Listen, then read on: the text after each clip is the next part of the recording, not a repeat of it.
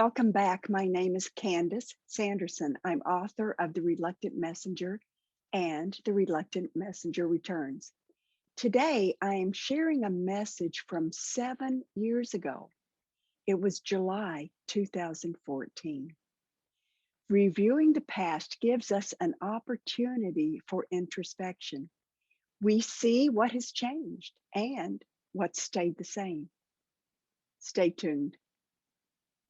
We're at the end of July. This month has flown by so quickly. It's a busy month in my family, especially for birthdays. And starting with the 4th of July and running through the end of the month, my family is celebrating, mostly birthdays. So being so busy, instead of coming up with some fresh material to share with you during this month, I thought I would just take a deep breath and reflect on the past. Why not dig into my journal, I thought. That's exactly what I did. I started searching for messages that came in July. I figured I might as well keep one thing current. I didn't care what year it was. I just wanted to find a July message. So I found one message dated July 4th, 2014. That's the one. It was 7 years ago, and it was just 10 months after I'd begun to channel. It was so fun to revisit this entry. It's not one that I'd used in either of my books, so it was like I was hearing the message for the first time. So let me share. In my journal, I put a title on it, and it was entitled Holidays and Spirit, July 4th, 2014. As this one is driving on July 4th, we come to her with messages of connections associated with time, especially on this holiday. We do say that time is only of the earth plane, so why are there often connections to spirits on holidays? All Hallows Eve, Christmas, birthdays, weddings, and anniversaries are often times when spirits will connect with those in the earth plane. If time is only of the earth plane, this one, that's referring to me, is curious as to why spirits connect during these special occasions. Let me stop right here. This message arrived while I was driving. My channeling had begun less than a year before, in August of 2013, as I was driving to work one morning. So this was the common way for me to connect with them. I'm in the car, turn on the engine, hit record, and all of a sudden they're talking to me. And this one, like many before, are in that dictation format.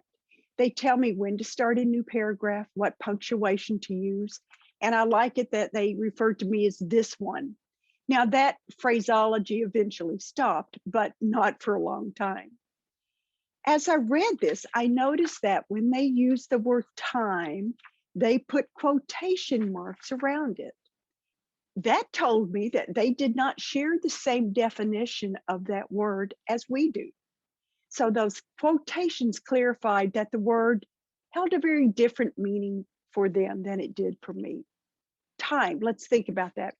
In The Reluctant Messenger, I have an entire chapter called Father Time, in which they describe time. Now, that conversation about time had just occurred 3 months before this one.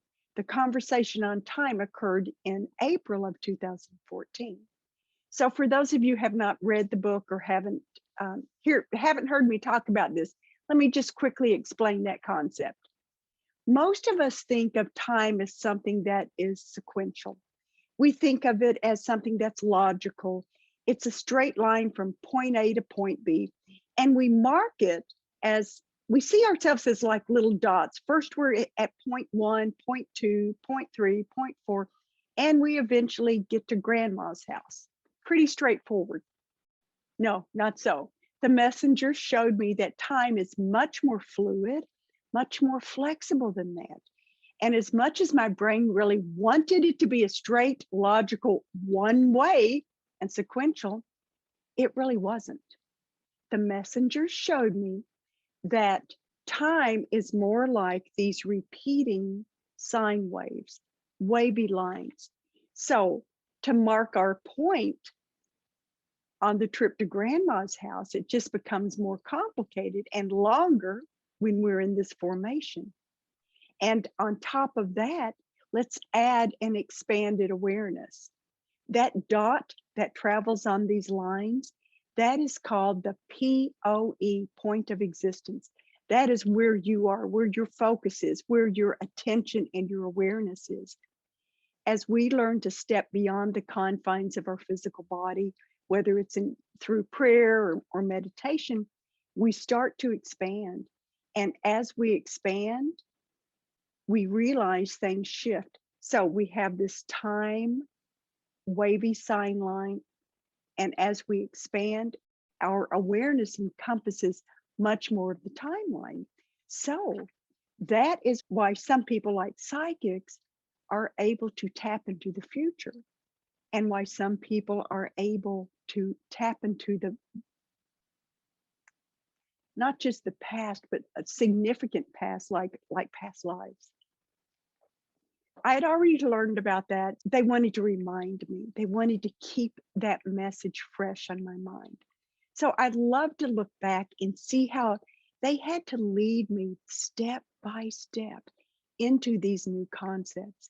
And once I had the concept down, they didn't stop there. They didn't leave it alone.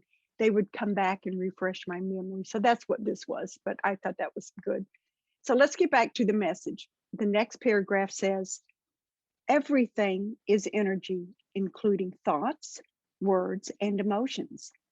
When a special time is marked on humans' calendars, then their thoughts go to that event.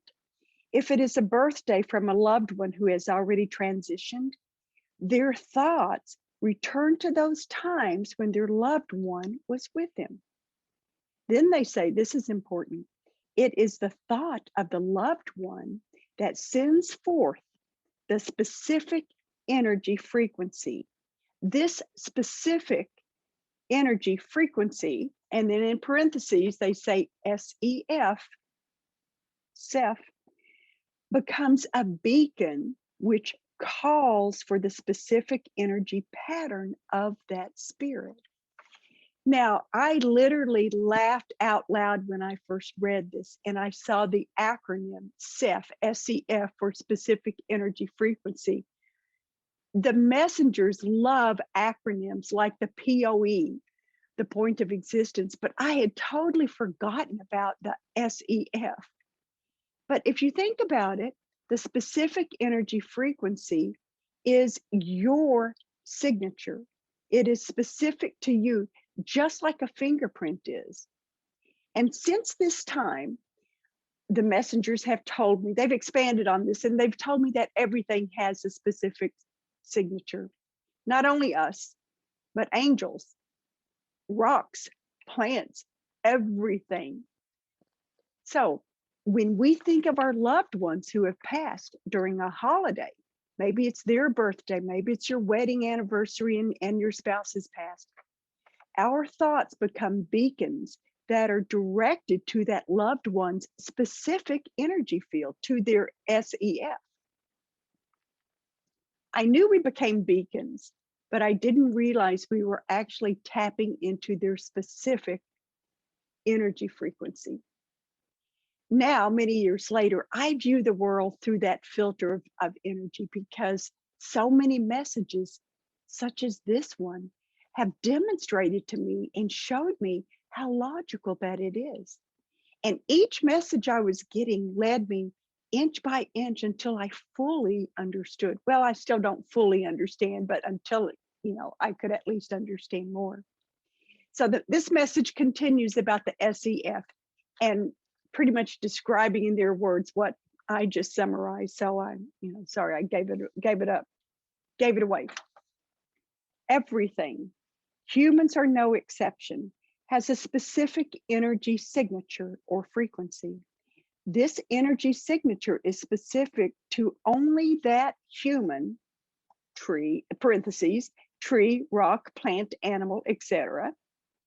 When that energy signature is called, such as what happens when humans think of the person, then like a magnet, that SEF is attracted to the one who called. This part was important. When large numbers of humans call SEFs, so those specific energy frequencies, such as around the holidays, that's when the large numbers call them, then larger numbers of spirits arrive. When large numbers of spirits arrive, the veil, and then they put in parentheses, they call that the interface between the dimensions, the veil thins and it makes it easier for communication to occur. This makes sense. We all know how powerful it is to meditate or pray or send an intention when you're in a group. That group energy is stronger than singular energy. When thoughts are clustered around a specific time, like a holiday or a birthday or an anniversary, that energy increases. So I thought, okay, that makes sense. But what the messengers say here is that when that occurs, the veil, that interface between the dimensions, thins. And that's when it happens. That's when the communication is easier. I knew there was more power in groups, but now I was learning why. It's the thinning of the veil between those dimensions. I loved going back and reading this. It really is a refresher course. And it also shows me how carefully the messengers fed me that information, very slowly. They even use quotes around words like called and think and veil, clearly indicating that these were our words from a three-dimensional perspective and not theirs. I had not yet spent enough time in their energy fields to really understand them at this point in 2014. And now looking back, they must have thought of me like maybe a pre-kindergarten student. That's the way they were leading me. But you know what? It worked. I needed those baby steps to learn. If they had given me too much information at one time, I would have been in overload and I would have said, oh, wait a minute, that's too far, that's too much. But little by little, I accepted what they were telling me because it was logical. And those baby steps helped build the foundation of a lot of what turned out to be verifiable information. And each search engine hit built that foundation of what became my new belief system. After many months, I finally began to trust the information from the messengers. But at this point in my journey, only 10 months in, I was still being the very objective observer. I wasn't judging, just recording. And again, baby steps. So let's continue. The next paragraph. From our perspective, we sometimes see millions of lights headed toward your planet. Each light has a specific signature and it leaves a trail as it travels to its beacon. These individual lights and their trails appear to us as thin, bright filaments. It is indeed a beautiful sight. We chuckle with delight when we see the masses of filaments approaching Earth. We then know that it is a special occasion as marked by human calendars because of the sheer number of spirits being called to Earth. This paragraph is interesting because they are attempting to show me how things look from their perspective. They are describing millions of lights from their dimensions. I love their description, saying that the lights move and they leave a trail of thin, bright filaments. I can see it in my mind's eye. Can you? So as they see masses of energy, they know something's up. Time doesn't really exist in their dimension, so they don't have any Google calendars to tell them what holidays are approaching. They wait, and in real time, literally, they see it. Now, I get the impression that The word starts buzzing around, and before you know it, all of our angels and guides are looking down and enjoying these masses of filaments, these celestial lights that just shine, and that tells them something's happening. Their description makes it so easy to imagine. And it's messages like these that help me change my beliefs, and it helped me transition to being able to sense energy. I eventually learned to interpret energy patterns my own way.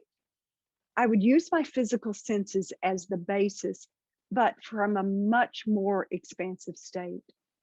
It wasn't a large step going from seeing thin, bright masses of filaments to sensing other textures and shapes.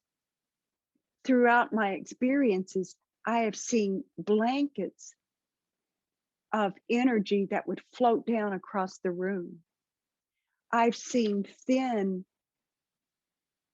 bands of energy that look like chiffon scarves that are floating in slow motion. I eventually learned that when those scarves were pale pink and pastel green, that represented energy from the angelic realm. Some angels, the seraphim, for example, presented differently. They always had a purple mist around them. Sometimes I would actually see it coming from the palms of my hand. It had color, it had texture, but also temperature. There was a very cool feeling. Archangel Metatron, and I talk about this in my second book, The Reluctant Messenger Returns. He came to me in symbols that piece by piece built a Merkaba, a star tetrahedron. And I talk about that extensively in the book, but when this star tetrahedron developed around me, and it took it a while for this to occur, I had no idea what it was. I was shocked when, after the fact, I researched it and it confirmed my experiences. So let me continue. This next paragraph is interesting because the entire paragraph is put in parentheses. As of a few years ago, we began to recognize what humans call Earth Day. This indeed is a beautiful sight, for all the SEF lights light up the entire Earth, not just one country or a few continents. Why did they put this in parentheses? It's like it's an aside remark.